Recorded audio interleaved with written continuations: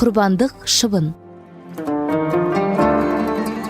Шыбын деген елеусіз ғана кішкентай мақұлық үшін бір кісі тозаққа, екіншісі жәннатқа барғаны туралы пайғамбарымыздан саллаллаху алейкум ассалам жеткен әңгіме бар. Ол былай болыпты: пұтқа табынатын бір қауымның тұсынан екі адам өтіп бара жатады. Бұл қауымның тұсынан ешкім солардың пұттарына құрбан шалмай өте алмайтын. Олар әлгі екі кісіні ұстап алып, біздің пұттарымызға құрбан шалыңдар, дейді. Екеуінің бірі: менің құрбандыққа шалатын ештеңем жоқ деп ақталады. Қауым оған: шыбын болса да шал десті.